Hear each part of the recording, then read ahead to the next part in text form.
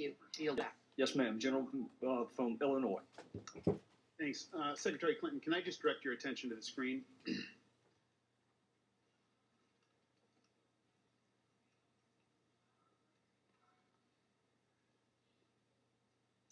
You're familiar with that clip. We came, we saw, he died. Is that the Clinton doctrine? No, that was an expression of relief that the military mission undertaken by NATO and our other partners had achieved its end, and therefore no more American, European, or Arab lives would be at stake in trying to prevent Gaddafi from wreaking havoc on Libyans or causing more problems to the region and beyond. I want to direct your attention, and maybe direct the group's attention right now, to something that hasn't really been discussed. There's been this explicit criticism of Republicans being partisans today, but I want to direct your attention to what is actually going on with you and your team, many of whom are here today with you. So Jake Sullivan, one of your close advisors that you just told us about, put together the TikTok on Libya memo, and that was a memo that was all about you. It put together 22 different accomplishments, and you were the central figure in all 22 of those accomplishments. And I've got to tell you, it's really well put together. He uses language of action and initiative and leadership. Let me just give you a couple of these. HRC, that's you obviously, announces, directs, appoints special envoy, travels to G8, secures Russian abstention, secures transition of command and control, travels to Berlin, Rome, Abu Dhabi, Istanbul. He's basically laying the foundation that the Libya policy is your policy. Essentially, he's making the argument that it's your baby. And you are clearly familiar with this timeline because in email exchanges with your senior staff, you were not happy about it. And the part that you weren't happy about wasn't that you were the focal point, is that it didn't include enough. So you said, this is your email. What bothers me is that the policy office prepared the timeline, but it doesn't include much of what I did. Another time you said, the timeline is totally inadequate, which bothers me about our record keeping, and I'll come back to that in a minute, Secretary. For example, I was in Paris in 319 when the attack started. It's not on the timeline. What else is missing? Go over as soon as possible. Now, this timeline was put together, according to your senior staff, explicitly for an article that came out in the Washington Post entitled Clinton's Key Role in Libya Conflict. And in fact,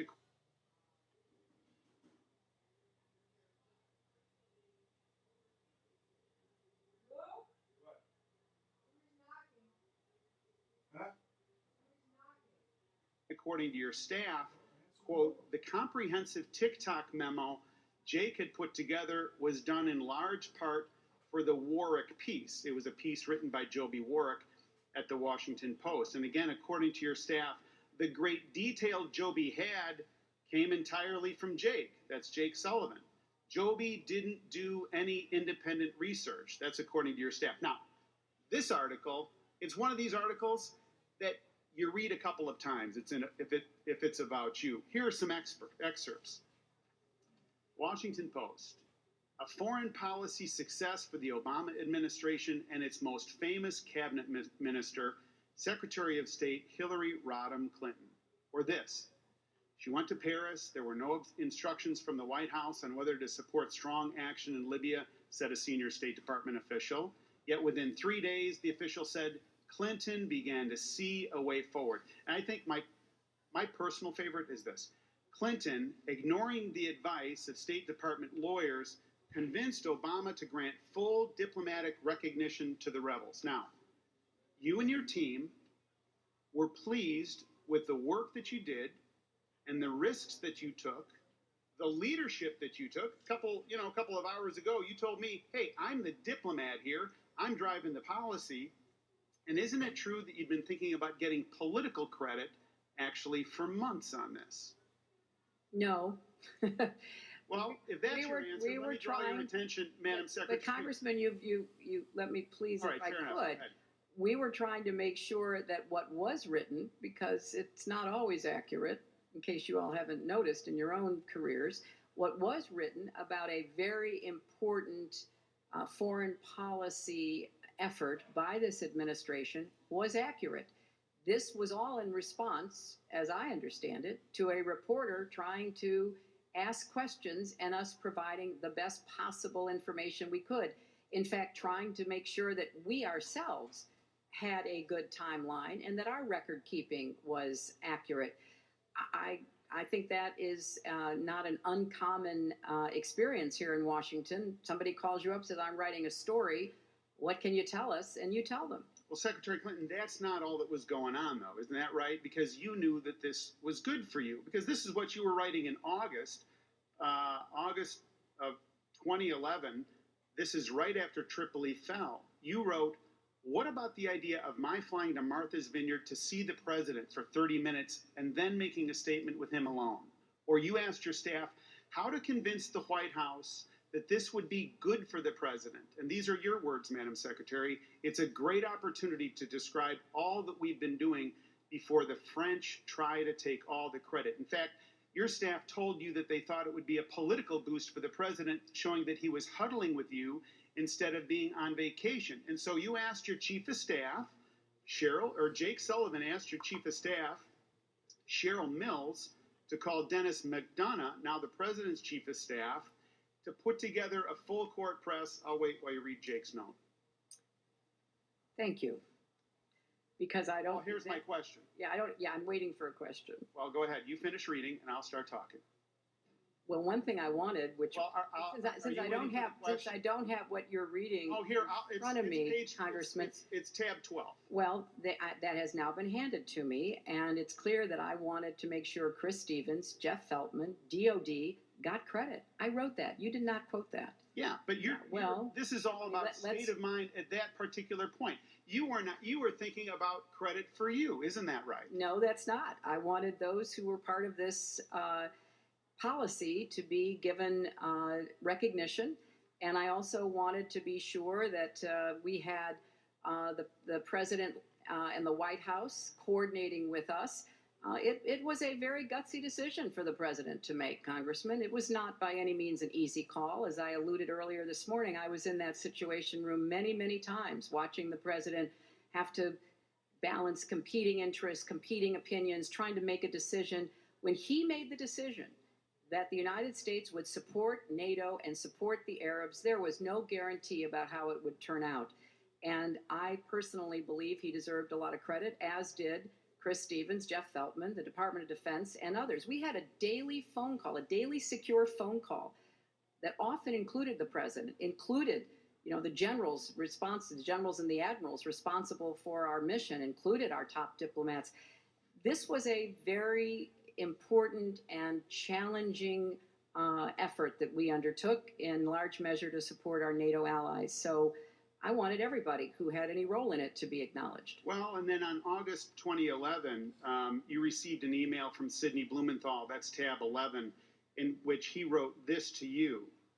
This is a historic moment, and you will be credited for realizing it.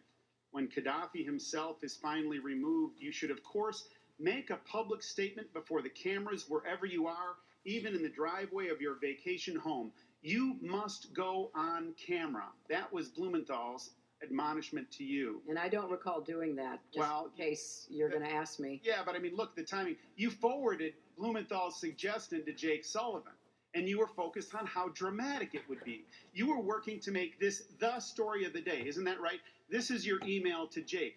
This is tab 11. This is your words, Madam Secretary.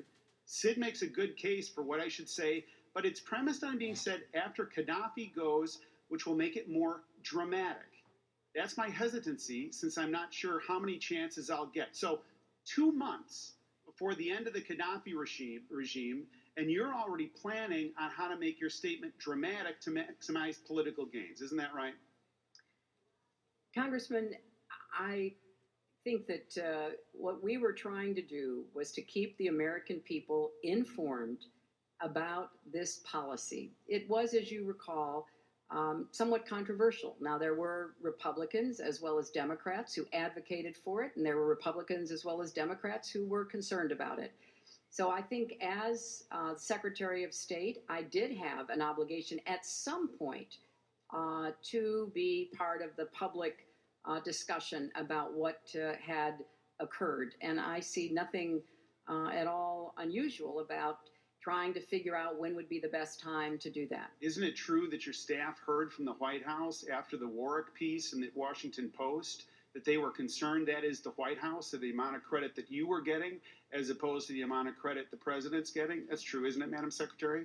Look, the president deserves the lion's share of the credit. And why is the White House uptight that you're taking the credit? Well, I was often being asked that. The president had a lot of other stuff going on. He was still trying to, rescue the economy. A lot of other things happening. So, from my perspective, the president deserves the credit. He's the one who made the decision. I was honored to be part of the team that advised him, and insofar as I was able to explain what we did and what the import of it was, I was ready to do so. So when Jake Sullivan, tab 11, emails you and said that you should publicize this in all of your television appearances, they wanted to, quote, have you lay down something definitive, almost like the Clinton doctrine. That wasn't the Obama doctrine, is that right, Madam Secretary? Well, This was the Clinton doctrine. Well, look, I think that the effort we made, the way we put together the coalition, the way I put together the coalition that imposed sanctions on Iran, I think that there is a lot to talk about. I talked about smart power. You're talking about what I believe we have to use every tool at our disposal. Lead with diplomacy, support with development, and when necessary, as a last resort, not a first choice, defense.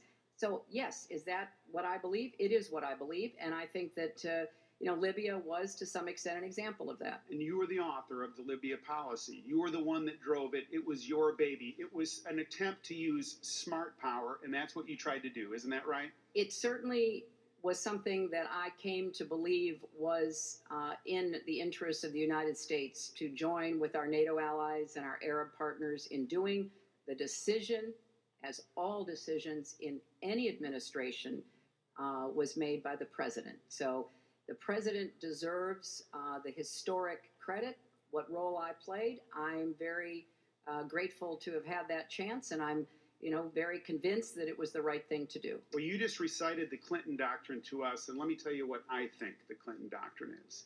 I think it's where an opportunity is seized to turn progress in Libya into a political win for Hillary Rodham Clinton. And at the precise moment when things look good, take a victory lap, like on all the Sunday shows 3 times that year before Gaddafi was killed, and then turn your attention to other things.